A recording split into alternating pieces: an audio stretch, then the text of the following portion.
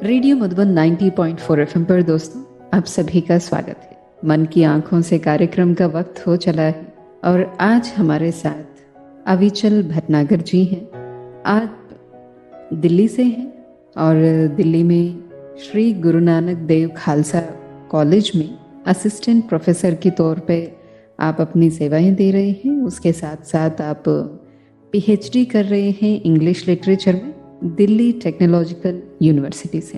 तो चलिए आपकी जीवन यात्रा को हम सुन के समझ के और कुछ सीखने का भी प्रयास करेंगे। अविचल जी, आपको रेडियो मधुबन में और मन की आंखों से इस कार्यक्रम में बहुत बहुत स्वागत है। Thank you ma'am. एक बात है कि जो लिटरेचर पढ़ते हैं वो उनके पास बहुत फिलॉसफी रहती है, और दूसरा है कि जो जीवन में बहुत सारी चैलेंजेस को फेस करते हैं उनके पास भी बहुत सारे फिलॉसफी रहता है जीवन का। तो आपकी क्या है फिलॉसफी? देखिए मैम, मेरी एक सिंपल फिलॉसफी है कि आपके पास जो चैलेंज है, जो आपको एक प्रॉब्लम है नेचुरली, वो तो रहेगी, लेकिन अब उसके बाद जो चॉइस है वो आपकी खुद की है। या तो आप उस प्रॉब्लम पे फोकस कीजिए और सिर्फ उसी प्रॉब्लम के बारे में सोचिए कि हमें तो ये प्रॉब्लम है, हम कैसे करेंगे, या फिर आप सोल्यूशन के बारे में सोचिए कि हम इसके होते हुए भी कैसे आगे बढ़ सकते हैं। सो आई बिलीव कि हमें हमेशा सोल्यूशन ओरिएंटेड होना चाहिए, कि आपकी विजुअल इंपेयरमेंट आपको सिर्फ कुछ जगह पर एक डिसएडवांटेज देती है, बट आपकी विजुअल इंपेयरमेंट या कोई भी डिसेबिलिटी कभी भी आपकी लाइफ को रोक नहीं सकती है या फिर आपके प्रोग्रेस को रोक नहीं सकती है। जिस दिन आप ये समझ लेंगे उस दिन आप अपनी विजुअल इंपेयरमेंट से कैसे पार पाना है इस चीज पर फोकस करेंगे, और ये आपको एक बहुत अच्छा ऑप्टिमिज्म देगा। क्योंकि लाइफ में अगर कभी भी आपको आगे बढ़ना है तो आपके पास ऑप्टिमिज्म होना, एक सकारात्मक सोच होना बहुत जरूरी है।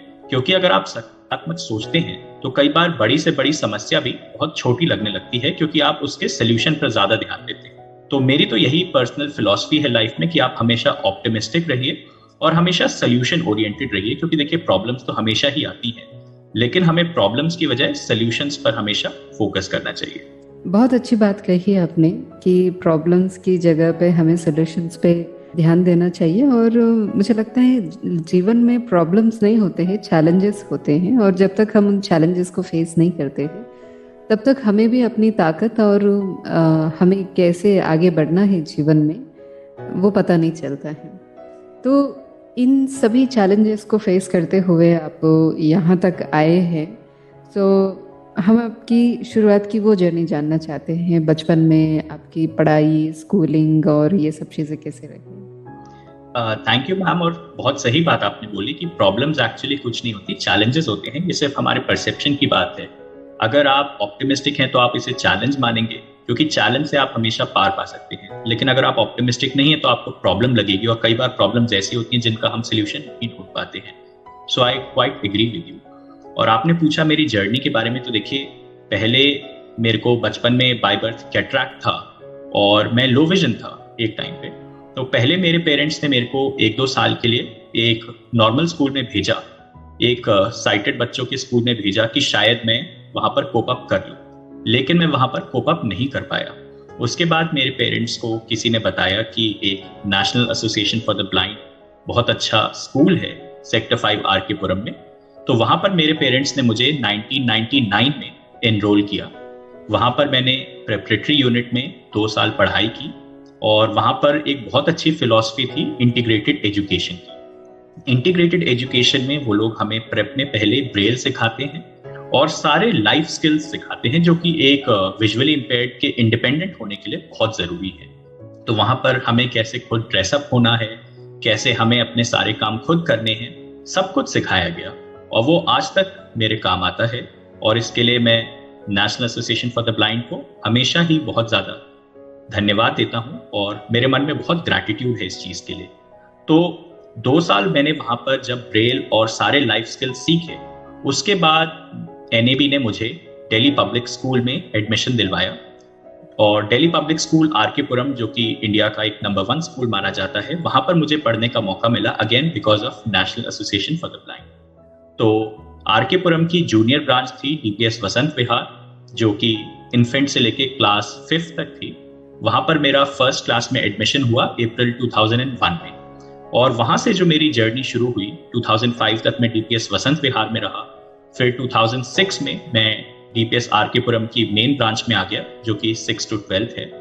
वहां पर मैंने 2006 से लेकर 2012 तक पढ़ाई की और 2013 में मैंने पास आउट किया ह्यूमैनिटी स्ट्रीम से, और मेरे 12th में आए थे 92.4% बेस्ट 5 में और 93.5% बेस्ट 4 में।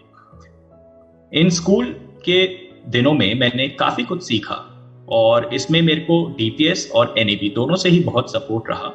डीपीएस में मुझे एक्स्ट्रा करिकुलर एक्टिविटीज में अपना टैलेंट तलाशने का मौका मिला और डीपीएस की अप्रोच बहुत पॉजिटिव थी इस मामले में। तो मेरे को वहां पर जितनी भी स्पीकिंग एक्टिविटीज थी, डिबेट्स हो, जस्ट अ मिनट्स हो, डेक्लेमेशंस हो, हर किसी में पार्ट लेने का एक मौका मिला। इसके अलावा जब भी कोई प्रॉब्लम आई तो वहां पर टीचर्स ने बहुत सपोर्ट किया, मेरे फ्रेंड्स ने बहुत सपोर्ट किया, और कुछ चीजें ऐसी थी जो कि एनएबी के थ्रू मेरे को बहुत ज्यादा हेल्पफुल रही, जैसे कि मैथ्स और साइंस के कॉन्सेप्ट्स। क्योंकि डीपीएस के टीचर्स बहुत अच्छे से पढ़ाते थे, लेकिन कई बार कुछ चीजें ऐसी होती थी जहां पर हमें स्पेशल एजुकेटर्स की जरूरत पड़ती थी, तो वो चीज मेरी एनएबी ने बहुत हेल्प की उस चीज में। और इसके अलावा मेरे को स्कूल में एक बहुत बड़ा कॉन्फिडेंस मिला कि जब हम शुरू से सोशलाइज करते हैं साइटेड बच्चों के साथ, तब हमें पता चलता है कि उनमें और हम में कोई भी ऐसा डिफरेंस नहीं है जिससे कि हम अपने आप को उनसे पीछे समझें, और हम अगर उनके साथ कंधे से कंधा मिलाकर चलते हैं तो हमें भी दुनिया का वैसा ही अनुभव होता है जैसा उनको होता है। तो इसके लिए मैं डीपीएस आरकेपुरम और national association for the blind दोनों का ही हृदय से बहुत बहुत धन्यवाद देता हूँ। और जब मैंने 12th पास आउट किया, उसके बाद मैंने 3 साल तक पढ़ाई की रामजस कॉलेज में। दिल्ली यूनिवर्सिटी का ये काफी फेमस कॉलेज है नॉर्थ कैंपस में, और यहाँ पर मैंने बीए इंग्लिश ऑनर्स किया। उसके बाद 2016 से लेकर 2018 तक मैंने जवाहरलाल नेहरू यूनिवर्सिटी में एमए इंग्लिश किया, और 2018 से लेकर 2019 तक 1 साल तक मैंने दिल्ली में ही गुरु गोविंद सिंह इंद्रप्रस्थ यूनिवर्सिटी से एमफिल इंग्लिश किया, और 2009 में मैंने पीएचडी के लिए एनरोल किया दिल्ली टेक्नोलॉजिकल यूनिवर्सिटी में। 2019 में ही मेरा जेआरएफ क्लियर हुआ इंग्लिश लिटरेचर में, और 2019 में ही जुलाई में मुझे श्री गुरु नानक देव खालसा कॉलेज में टीचिंग अपॉर्चुनिटी मिली, और इस बार जुलाई में मैंने पूरे 3 साल अपनी टीचिंग के कंप्लीट किए हैं। तो ये एक मेरी जर्नी की समरी थी जो आज तक रही है। बहुत सुंदर, इतने सुंदर और सरल तरीके से आपने स्टेप बाय स्टेप इतना अच्छे तरीके से बता दी। अविचल जी, आपने तो बहुत आराम से साधारण तरीके से बता दिया कि ये आपकी जीवन की जर्नी है, लेकिन शुरुआत तो ऐसी नहीं रही होगी, और आप आज इतनी कॉन्फिडेंटली बातचीत कर रहे हैं, तो कहीं ना कहीं आपने अप्स एंड डाउन्स वो देखा है। तो वो अप्स एंड डाउन्स में आपने अपने आप को कैसे संभाला, और क्या ऐसी परिस्थितियां थी जिसको आपने सामना किया और अपने आप को समझाया, सिखाया और आगे बढ़े, और उस मोमेंट में आपके साथ कौन खड़े रहे, क्या मोटिवेशन मिला, इन चीज़ों के बारे में बताइए। जी मैम, सबसे पहले तो देखिए, जो भी आज मैंने अचीव किया है उसमें जो बहुत इम्पॉर्टेंट और जो सबसे पहला रोल है वो मेरे पेरेंट्स का है, क्योंकि मेरे पेरेंट्स ने हमेशा यही सोचा कि हमें कैसे इसको आगे बढ़ाना है और प्रॉब्लम की बजाय सोल्यूशन पर फोकस करना है। तो जब उन्होंने मेरे को national association for the blind में भेजा था 1999 में, तब मैं केवल 6 साल का था, और वहां पर हॉस्टल में जब मैं गया तो मेरे लिए वो बहुत ही अलग एक्सपीरियंस था, क्योंकि उससे पहले मैं घर पर एक बहुत ही प्रोटेक्टेड एनवायरनमेंट में था। बट एकदम से जब मैं हॉस्टल में गया, वहां पर सब कुछ खुद करना पड़ा, तो शुरू में वहां पर मेरे को बहुत ज्यादा दिक्कतों का सामना करना पड़ा, और मेरा कई बार रो रो के बुरा हाल भी हुआ। लेकिन उस समय मेरे पेरेंट्स को सभी ने ये समझाया कि कुछ समय की बात है, क्योंकि इस समय अगर आप इसको निकाल लेते हैं तो इसकी आगे की लाइफ पे इसका बहुत बुरा असर आएगा। तो वो समय बीता, लेकिन उस समय ने आगे के लिए परिपक्व बनाया, ये चीज है। इसके अलावा जो टीचर्स और नॉन टीचिंग स्टाफ था एनएबी में, उनका हमेशा ही बहुत सपोर्ट रहा, और उन्होंने हमेशा मेरे को एनकरेज किया आगे बढ़ने के लिए। उसके बाद जब मैं दिल्ली पब्लिक स्कूल में गया तो वहां पर जो मेरे को एनवायरनमेंट मिला, उसने एक बहुत ही मॉन्यूमेंटल रोल प्ले किया मेरे स्किल्स को निखारने में। क्योंकि जैसे मैं पहले इंग्लिश अच्छी नहीं बोल पाता था, लेकिन वहां के टीचर्स ने हमेशा मेरे को करेक्ट किया जब भी मैंने गलत बोला, और ये जानते हुए भी कि मैं इतना अभी अच्छा नहीं कर सकता स्पीकिंग एक्टिविटीज में, उन्होंने हमेशा मुझे चांस दिया।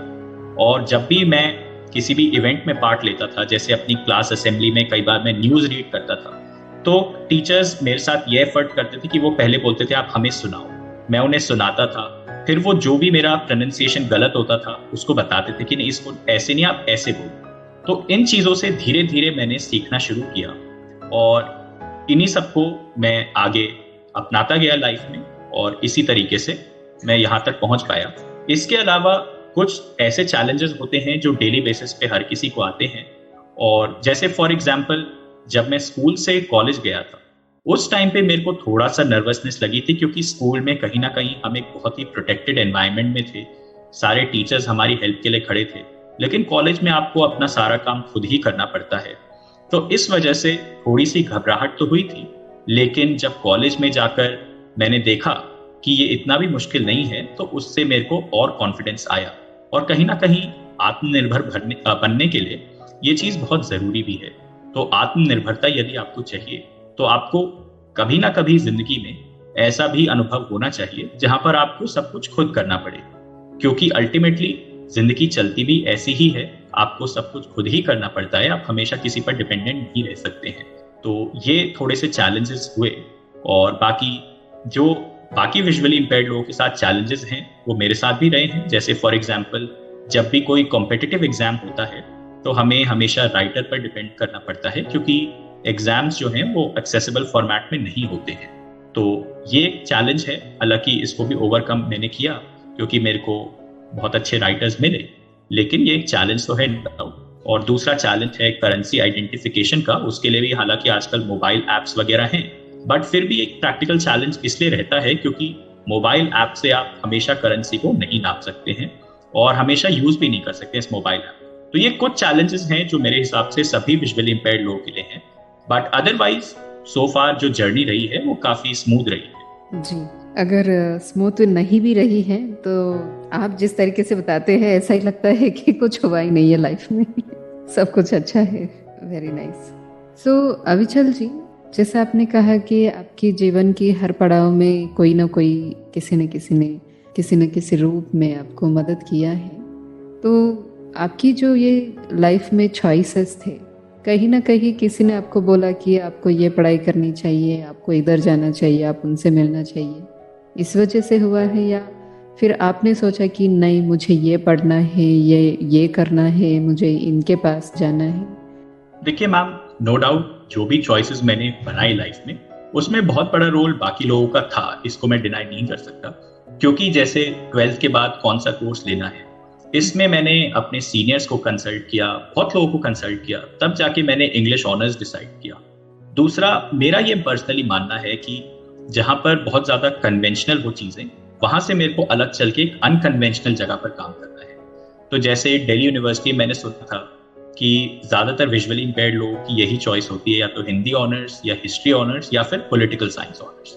तो मुझे ये था कि कुछ ऐसा कोर्स करना है जहां पर विजुअली इंपेयर्ड लोग कम जाते हों, क्योंकि मुझे उन चीजों को एक्सप्लोर करना है जो कम एक्सप्लोर है। इस वजह से मैंने इंग्लिश ऑनर्स चूज किया। इसके अलावा जब जेएनयू की जहां तक बात है, तो जब मैं रामजस में आया तो मैंने सुना कि रामजस के बाद जेएनयू सबसे बेस्ट रहेगा एमए इंग्लिश के लिए। तो मैंने उसके बाद इसीलिए जेएनयू भी भरा, क्योंकि मैंने सुना था बहुत प्रेस्टिजियस यूनिवर्सिटी है। नो डाउट वहां पर पढ़कर बहुत ही अच्छा एक्सपीरियंस मिला, काफी कुछ सीखने को मिला। उसके बाद बात आई एमए के बाद कि आगे एमफिल होना चाहिए। तो एमफिल के लिए मैंने फिर आईपी यूनिवर्सिटी में अप्लाई किया, क्योंकि मेरे को पता चला कि यहाँ से सिर्फ 1 साल में एमफिल हो जाता है, बाकी यूनिवर्सिटीज 2 साल में करवाती हैं। तो मेरा 1 साल भी सेव हुआ और एक डिग्री भी आई, और आईपी यूनिवर्सिटी में भी मैंने काफी कुछ सीखा। इसके बाद फिर बात आई कि भाई अगर आपको टीचिंग लाइन में जाना है तो उसके लिए पीएचडी होना जरूरी है। तो मैंने फिर पीएचडी के लिए एनरोल किया दिल्ली टेक्नोलॉजिकल यूनिवर्सिटी में, और डीटीयू में मैं पहला विजुअली इंपेयर्ड स्टूडेंट हूँ जिसने वहां पर एनरोल किया है ह्यूमैनिटीज में। और इसके अलावा जो मेरा टीचिंग का करियर है, ये भी मैंने बाकी लोगों के गाइडेंस के बाद ही अपने लिए चुना, क्योंकि पहले मेरा फोकस यूपीएससी पर था। लेकिन लोगों ने मुझे बोला कि आपका जो एक पर्सनालिटी है वो टीचिंग में बहुत अच्छा रहेगा, आपके पास जो वॉइस है वो एक कमांडिंग वॉइस है, तो क्लासरूम में आप ज्यादा अच्छा कर पाएंगे। इस वजह से मैंने अपना फोकस शिफ्ट किया टीचिंग पे। और जेएनयू में जब मैं गया तो वहाँ पर एक बहुत फेमस प्रोफेसर थे इंग्लिश के, प्रोफेसर मकरंद परांजपे। उन्होंने एक बार मेरे को एक कोर्स पढ़ाया था श्री औरबिंदो पर। तो उन्होंने एक पोएम दी थी मेरे को श्री औरबिंदो की कि इसको आप ब्रेल में निकलवाइए अपने लिए और इसकी मुझे रेसिटेशन करके बताइए, क्योंकि आपकी वॉइस बहुत अच्छी है तो आपकी वॉइस में ये पोएम बहुत अच्छी लगेगी। तो जब मैंने उस पोएम को रिसाइट किया तो उन्होंने मेरे को उस टाइम पे वही बात बोली थी कि you will be an excellent teacher because you have got a very good voice. तो उसी वजह से मेरा फिर पूरा फोकस टीचिंग पर रहा। तो ये है आज तक कि मैम जितना भी कुछ हुआ है ऑब्वियसली सब लोगों की गाइडेंस से हुआ है, क्योंकि बहुत जगह पर मेरे पास एक्सपीरियंस नहीं था। और मुझे लगता है कि अगर मैं बिना गाइडेंस के कोई काम करता तो हो सकता है कई बार मैं गलत चॉइसेस भी कर लेता, जिससे कि हालांकि कुछ ऐसा लॉस नहीं होता लेकिन टाइम का जरूर लॉस होता। तो मेरा जो टाइम का लॉस है वो इसलिए बचा क्योंकि मुझे बहुत अच्छे लोग मिले जिन्होंने गाइड किया। हाँ, तो उन्हीं की गाइडेंस का ये नतीजा है जो भी आज तक मैंने अचीव किया है, उसमें बहुत लोगों का रोल रहा है। क्योंकि अगर मेरे को गाइडेंस करने के लिए सही लोग नहीं मिलते तो हो सकता है मैं कुछ गलत चॉइसेस करता और उससे मेरा टाइम का लॉस होता। लेकिन वो मेरा टाइम का लॉस इसलिए नहीं हुआ क्योंकि मेरे को सही लोग मिले गाइड करने के लिए, और उनकी गाइडेंस से मैंने काफी कुछ सीखा। बहुत सुंदर अविचल जी। मतलब कुल मिला के बात यही है कि you had your own choices and you designed your life the way you wanted to in spite of people's guidance. तो बहुत अच्छी बात है। बेसिकली मैम इसको मैं इस तरह से फ्रेम कर सकता हूँ कि मतलब बाकी लोगों की गाइडेंस से मैंने एक आउटलाइन ड्रॉ किया और फिर अपने चॉइसेस से मैंने उसमें कलरिंग किया, तो इस तरह से एक पोर्ट्रेट बना। या नाइस। नहीं, मैं सिर्फ इतना ही जानना चाह रही थी कि कई बार ये होता है कि आप बहुत सारे लोगों को हम सुनते हैं कि आप क्या ही कर पाएंगे, आप इतना कर लो, बहुत हो गया है। इस तरीके की डिमोटिवेशन भी रहता है बहुत सारे वीआई की लाइफ में, और वो उनके पास इतनी चॉइसेस नहीं रहते हैं या फ्रीडम नहीं रहता है, फिर जो सामने आया वो कर लेते हैं। It is not only with the life of VI but बहुत सारी ऐसी यंग जनरेशन के साथ होता है कि वो आर्ट्स में जाना चाहते हैं लेकिन घर वाले चाहते हैं कि वो इंजीनियरिंग पढ़ाई करे, तो फिर वो ज़बरदस्ती इंजीनियरिंग करते हैं। सो यही सब चीज़ें हम भी जानना चाह रहे थे कि आपके पास वो फ्रीडम था कि आप क्या बनना चाहते हैं, आप क्या करना चाहते हैं, आप वो कर पाए।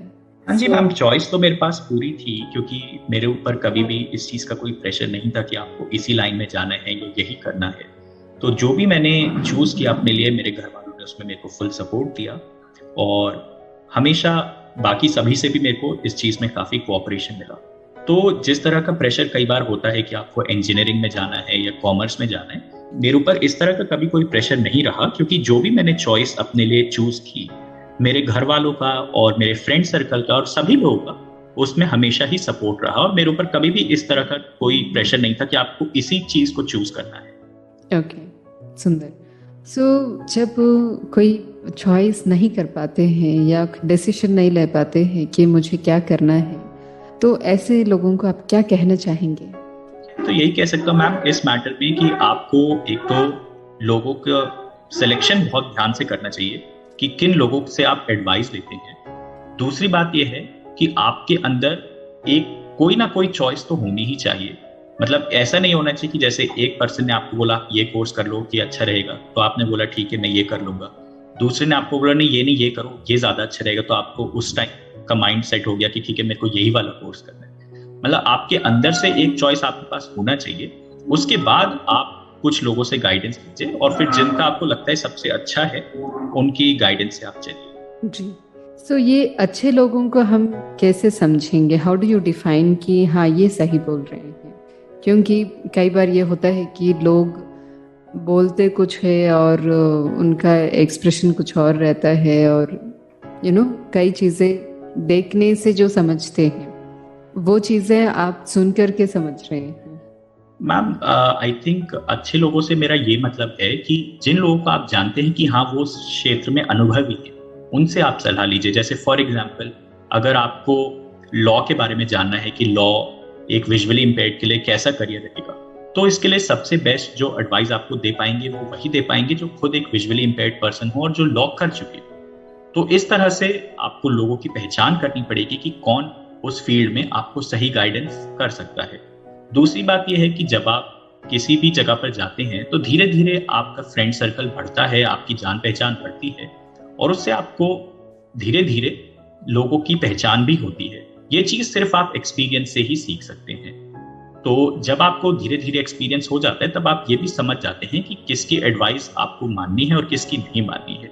हालांकि देखिए 100% गारंटी कभी किसी चीज की नहीं होती। कई बार बेस्ट से बेस्ट एडवाइस भी आपके लिए हो सकता है आगे चल के उतनी बेनिफिशियल ना हो, लेकिन ये भी हो सकता है कि जिसने आपको एडवाइस दी थी उसकी इंटेंशन भी गलत ना हो। तो कुछ जगह पर ये चीज तो है, लेकिन ओवरऑल मैं यही मानता हूं कि अगर आप लोगों की एडवाइस को सुने और फिर उस पर अपना भी थोड़ा सा फोकस करें, मतलब डायरेक्टली ना माने कि अगर किसी ने आपको ये बोल दिया कि ऐसे करो तो आप ऐसे ही करने जाए, उस पर आप थोड़ा सा तर्क संगत तरीके से सोचें, लॉजिकली सोचें, रैशनली सोचें।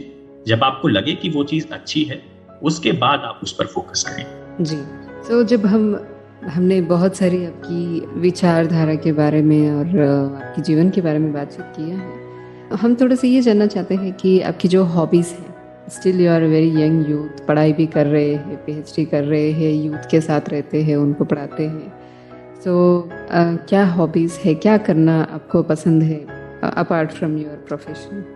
हाँ जी मैम, देखिए मैं करंट अफेयर्स पर डिस्कशन करना, करंट अफेयर्स को फॉलो करना बहुत पसंद करता हूँ। पॉलिटिक्स मुझे बहुत अच्छी लगती है, पॉलिटिकल डिस्कशंस हों या फिर मैं अपने फेसबुक अकाउंट पर भी लगातार जो करंट अफेयर्स हैं स्पेशली पॉलिटिक्स से जुड़े हुए उन पर पोस्ट वगैरह लिखता हूँ। इसके अलावा मेरे को नेट सर्फिंग करना बहुत अच्छा लगता है। मैं ऑनलाइन शॉपिंग बहुत ज़्यादा करता हूँ। इसके अलावा सोशल मीडिया पर मैं व्हाट्सएप पे और फेसबुक पे बहुत एक्टिव रहता हूँ। इसके अलावा नॉवेल्स पढ़ने का मुझे बहुत शौक है और स्पेशली जो डिटेक्टिव नॉवेल्स हों या फिर थोड़ा सा हॉरर नॉवेल्स जो होती हैं, इस जॉनरा की नॉवेल्स मुझे पढ़ना बहुत अच्छा लगता है।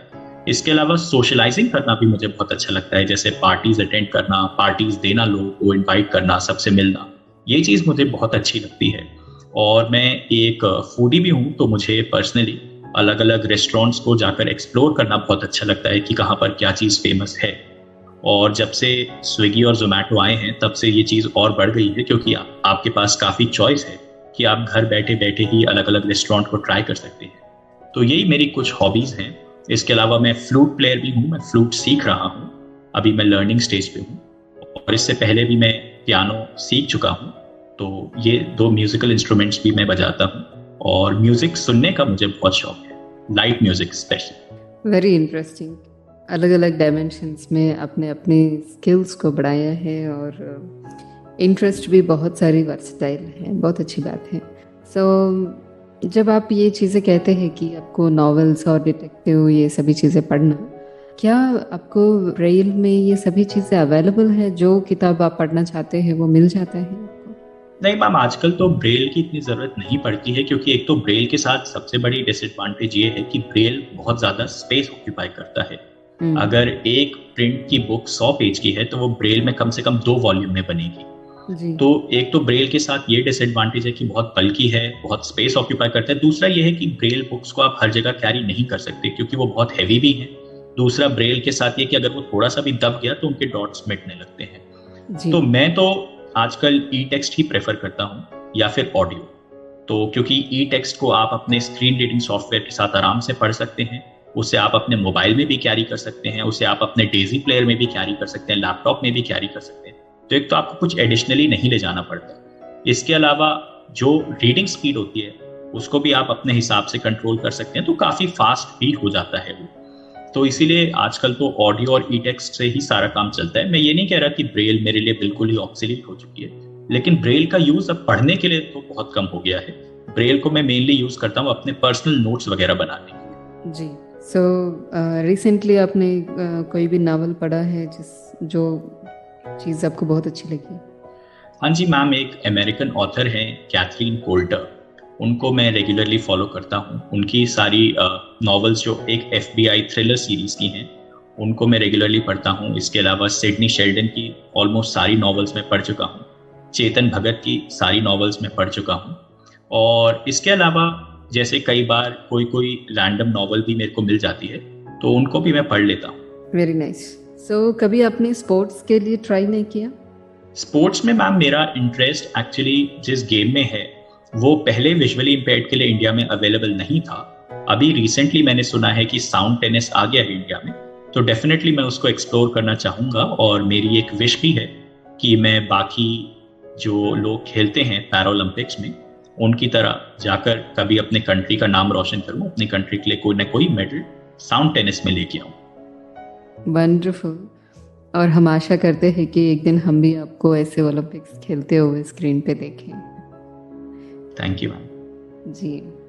सो अविचल जी, आप इतने अच्छे फ्लूट प्लेयर हैं, सीख रहे हैं, तो आप कुछ सुनाना चाहेंगे हमारे श्रोताओं को? मैम उसके लिए मैं 2 मिनट का समय लूंगा, क्योंकि मेरे को अपनी फ्लूट निकालनी पड़ेगी। Yeah sure. हाँ जी ma'am, I am there with my flute. तो अभी रिसेंटली जो इंडिपेंडेंस डे हुआ था, उस पे मैंने वंदे मातरम सॉन्ग सीखा था फ्लूट पे। ओह वंडरफुल। तो मैं उसको बजाना चाहूंगा। जी जरूर।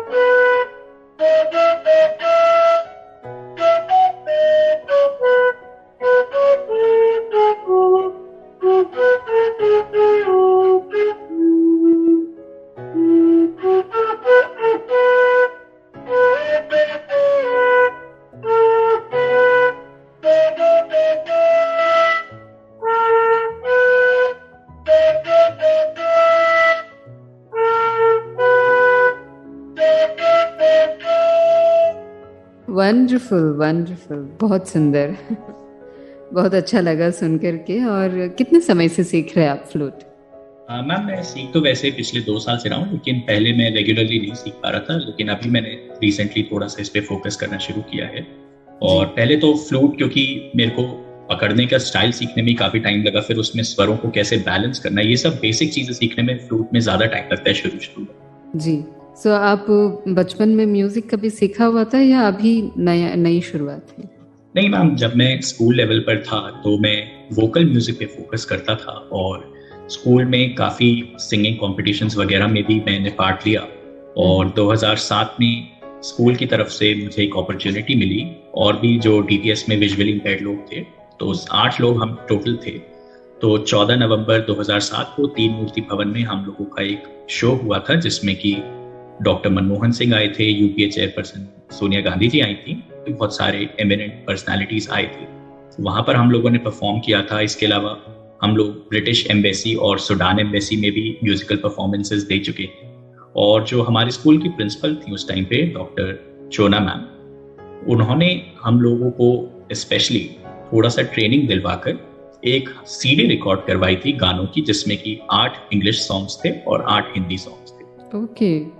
सो वो गाने कहीं पे अवेलेबल है जो हम सुन सकते हैं?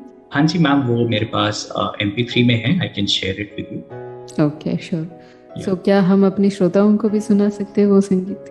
हाँ ठीक है, श्योर मैम। तो किस प्रकार के गीत रिकॉर्ड किए आपने?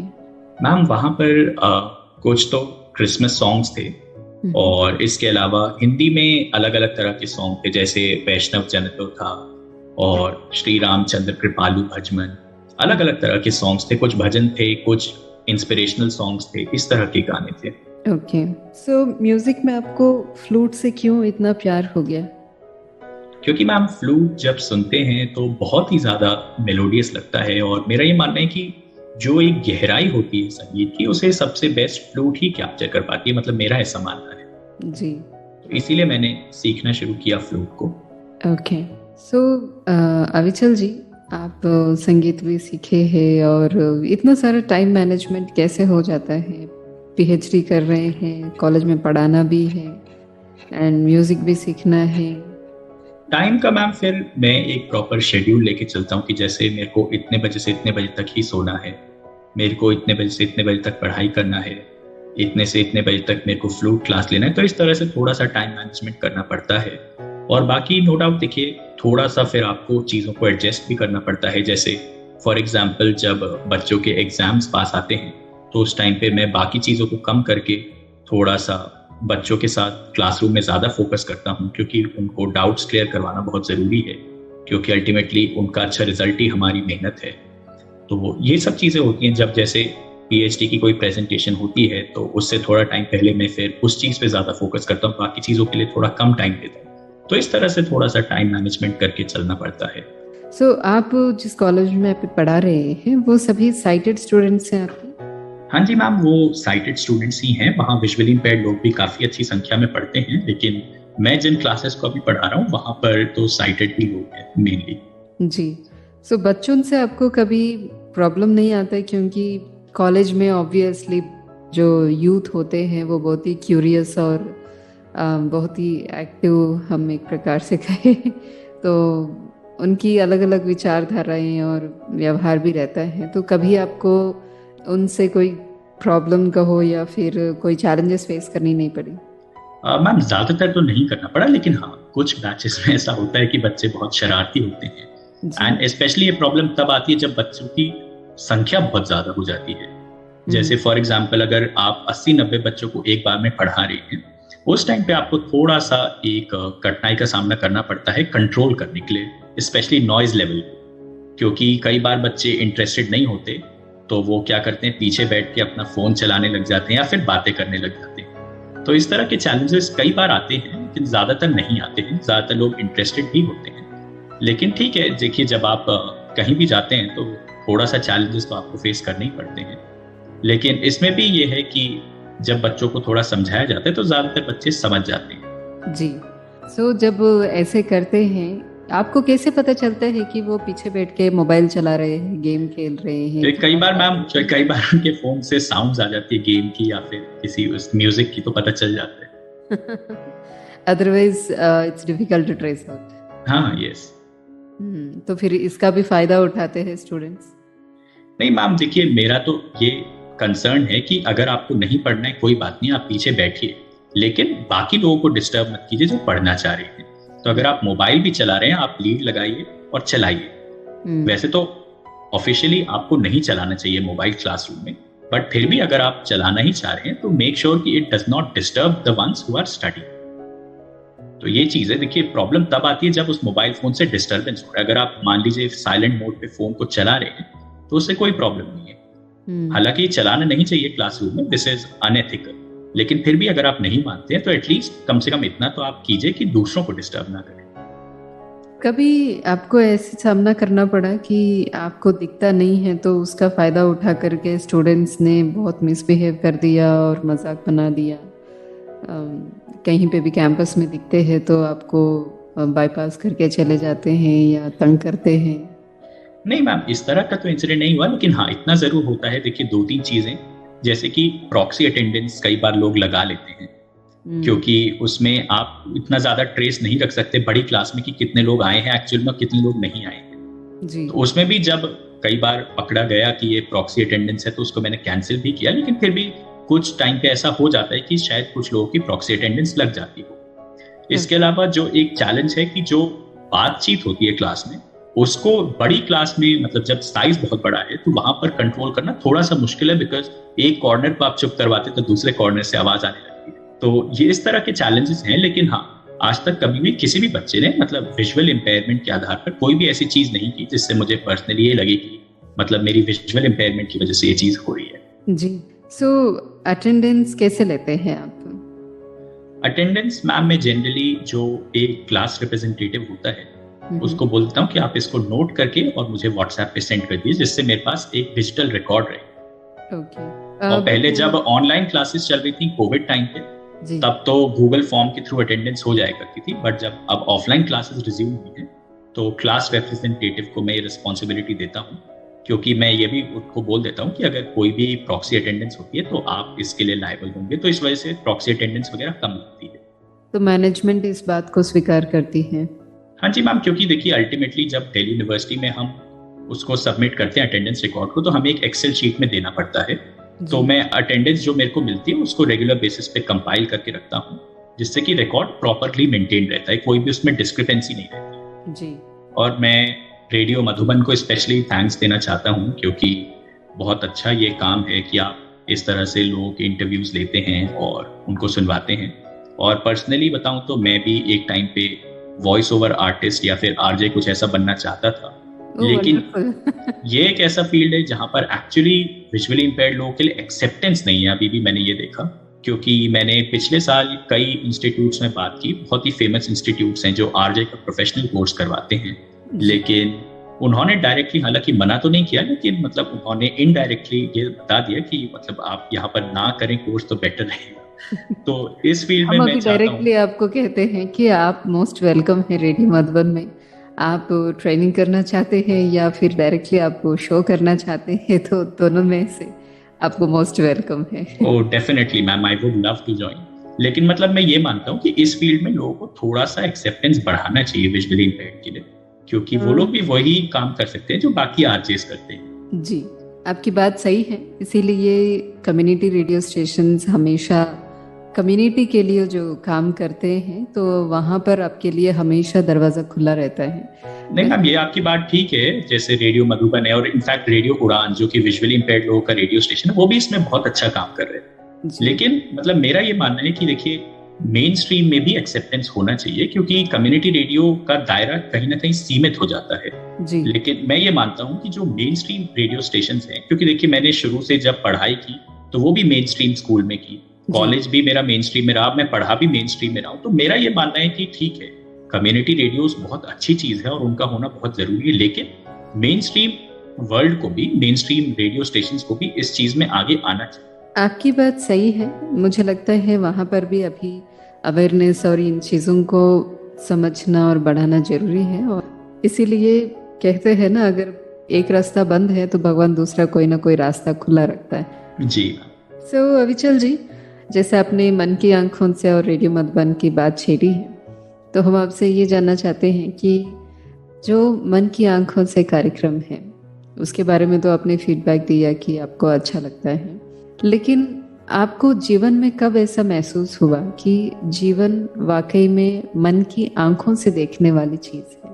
मैम देखिए, कई बार ऐसी चीजें होती हैं जैसे कि कई बार बहुत सारे जगह पर जहां पर साइटेड लोग सिर्फ उसके विजुअल एस्पेक्ट पर जाते हैं, लेकिन हम लोग उन चीजों को एक्सपीरियंस करते हैं जो बियॉन्ड विजुअल होता है। जैसे फॉर एग्जाम्पल कई बार साइटेड लोगों के साथ ये प्रॉब्लम होती है कि वो उस चीज के लुक्स पे चले जाते हैं रादर देन क्वालिटीज। तो हम लोग क्योंकि लुक्स पर फोकस नहीं करते, इसलिए हम लोग आई थिंक क्वालिटीज पे ज्यादा फोकस कर पाते हैं। तो देखिए हमारे यहाँ तो वैसे भी हमेशा से ही मन की आंखों पर फोकस किया गया, अगर आप देखेंगे, क्योंकि हमेशा ये कहावत रही है कि सूरत से नहीं सीरत से देखिए। इसको इंग्लिश में भी बहुत अच्छे से कहा गया है कि outer looks may be doubtful. तो बात यही है कि जो भी हम लोग लिटरेचर पढ़ते हैं वो हमेशा हमें यही सिखाता है कि आप लोग इंटरनल चीजों को देखिए, आप लोग गहराई में जाइए, बाहर की चीजों पर मत अट्रैक्ट हुइए। तो साइटेड लोगों के साथ एक कहीं ना कहीं यही डिसएडवांटेज है कि वो जो है हमेशा आउटर चीजों पर फोकस करते हैं और इस वजह से कई बार जो इनर एस्पेक्ट्स हैं वो मिस आउट हो जाते हैं।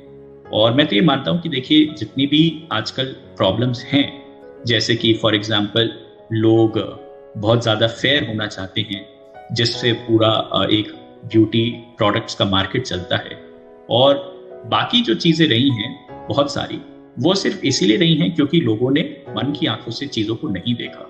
क्योंकि अगर वो मन की आंखों से चीजों को देखते तो शायद वो उन चीजों में इन्वॉल्व ही नहीं होते जिन चीजों में वो इन्वॉल्व होते हैं। क्योंकि बात वही है, जैसे यूनाइटेड स्टेट्स में ब्लैक लोगों के अगेंस्ट काफी ज्यादा डिस्क्रिमिनेशन था, वो भी एक तरीके से इसीलिए था क्योंकि लोग फिजिकल आईज से देखते थे और उनके भी फिजिकल एस्पेक्ट को देखते थे।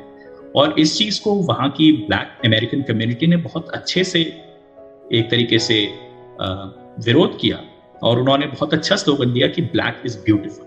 तो मेरे हिसाब से वो भी मन की आंखों से ही निकला हुआ स्लोगन था, क्योंकि अगर आप चीजों को देखेंगे एक्चुअली तो ब्लैक इज एक्चुअली ब्यूटीफुल। क्योंकि जब आप मेडिटेशन में बैठते हैं, अपने अंदर गहराई में जाते हैं, तो वहां पर भी सब कुछ डार्क होता है, बट वो जो शांति आपको वहां मिलती है वो कहीं बाहर नहीं मिलती है। तो इसलिए मेरा तो ये मानना है कि अगर दुनिया में सभी लोग सभी चीजों को मन की आंखों से देखना शुरू कर दें तो दुनिया में बहुत अच्छे अच्छे बदलाव आएंगे और डिस्क्रिमिनेशन खत्म हो जाता है। बिल्कुल, क्योंकि डिस्क्रिमिनेशन सिर्फ तभी तक है जब तक आप चीजों को फिजिकल एस्पेक्ट से देख रहे हैं। आपने बहुत सुंदर डेफिनेशन दिया इस चीज का कि मन की आंखों से देखना क्या होता है। एक जीवन की परिभाषा है ये कोई विकलांगता से जुड़ी हुई चीज नहीं है। बहुत सुंदर अविचल जी, हम आपसे कुछ सवाल पूछना चाहेंगे जिसके लिए आपको एक शब्द में आंसर देना है। ओके। ब्यूटी क्या है? वो जो आपको असीमित शांति प्रदान कर दे। संगीत क्या है? वो जो आपके अंदर हमेशा एक उत्साह को उत्पन्न करता रहे। प्यार? वो जो आपको हमेशा एक जीने का हौसला दे। फ्यूचर? वो जिसके बारे में आपको कभी सोचना ही नहीं चाहिए। वंडरफुल। सो कार्यक्रम के अंत में आप हमारे श्रोताओं को क्या कहना चाहेंगे? मैं यही कहना चाहूंगा कि देखिए, हम सभी को, हम जहां पर भी हैं, जिस भी रोल में हैं, अपने रोल को बखूबी निभाना चाहिए और हमें अपने राष्ट्र के प्रति, अपनी कम्युनिटी के प्रति, अपनी सोसाइटी के प्रति हमेशा सजग रहना चाहिए और हमेशा ये सोचना चाहिए कि हम सोसाइटी से जितना ले रहे हैं उससे ज्यादा कैसे सोसाइटी को लौटा सकें, कैसे हम अपने राष्ट्र के लिए, अपने देश के लिए, अपनी सोसाइटी के लिए, अपनी कम्युनिटी के लिए और अपने आसपास के लोगों के लिए कैसे कंट्रीब्यूट कर सकते हैं। क्योंकि हर एक चीज इंपॉर्टेंट है। अगर आप टीचर हैं तो आप ये सोचिए कि आप कैसे अपनी टीचिंग को और बेटर बना सकते हैं जिससे कि स्टूडेंट्स को और अच्छे तरीके से नॉलेज का आदान प्रदान हो सके। अगर आप बैंक में हैं तो आप ये सोचिए कि कैसे आप कस्टमर्स को और बेहतर सर्विस दे सकते हैं, क्योंकि अगर कस्टमर सर्विस बेहतर होगी तो ऑब्वियसली बैंकिंग सेक्टर में लोगों का विश्वास बढ़ेगा और बैंकिंग सेक्टर देश की इकोनॉमी में एक बहुत इंपॉर्टेंट रोल प्ले करता है।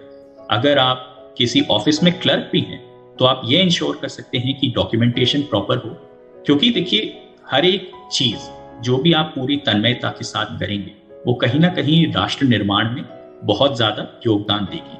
और जैसा कि अभी लक्ष्य भी रखा गया है प्रधानमंत्री जी द्वारा कि 2047 तक हमें भारत को एक विकसित देश बनाना है, एक डेवलप्ड कंट्री बनाना है। तो मेरा ये मानना है कि डेवलप्ड कंट्री हम तभी बन सकते हैं जब हमारा काम मैक्रो लेवल से ज्यादा माइक्रो लेवल पर हो, क्योंकि छोटी छोटी चीजें बहुत मैटर करती हैं। क्योंकि एक बड़े से बड़ा हाई राइज टावर भी तब तक खड़ा नहीं रह सकता अच्छे से जब तक कि उसकी नींव बहुत मजबूत ना हो। तो हम जहां भी हैं, जिस भी रोल में हैं, हम वहां पर अपना काम बहुत ऑनेस्टी के साथ और बहुत डेडिकेशन के साथ करें। और हम सभी का जो एक कॉमन एंडेवर होगा, जब हम सबका एक ही संकल्प होगा कि हमें और बेहतर करना है, तो इससे हमारे राष्ट्र को विकसित होने में बहुत सहायता भी मिलेगी और हम हो सकता है विकसित देशों की परिभाषा ही बदल के रख दें अपने संकल्प के साथ। बहुत सुंदर। आपकी जितनी भी जिज्ञासा है, जितनी भी परसेप्शंस है, जितनी भी लर्निंग्स है, उन सभी को मिला करके आपने इतना अच्छा संदेश दिया सभी को। मैं समझती हूँ कि हमारी जो युवा पीढ़ी है वो भी आपसे बहुत सारी प्रेरणाएं लेंगे और जीवन में आगे बढ़ने की हौसला को रखेंगे। बहुत बहुत धन्यवाद अविचल जी, आज आप हमारे साथ इस रेडियो मधुबन की कार्यक्रम मन की आंखों से में आप जुड़े हैं और आप अपनी जीवन के अनुभवों के साथ अपने विचारों को भी हमारे साथ साझा किया। शुक्रिया आपको। मैं भी मैम रेडियो मधुबन को, आपको और पूरी टीम को धन्यवाद देना चाहूँगा कि आपने मुझे ये प्लेटफॉर्म दिया और मैं आशा करता हूँ कि भविष्य में भी हमारी मुलाकात यूं ही होती रहेगी। जी जरूर। तो दोस्तों, ये था आज का कार्यक्रम मन की आंखों से, जिनको आप सुन रहे थे रेडियो मधुबन 90.4 FM पर। और अभी तक हमारे साथ जुड़े हुए थे अविचल भटनागर जी। आप असिस्टेंट प्रोफेसर हैं, दिल्ली से। सुनते रहिए, मुस्कुराते रहिए।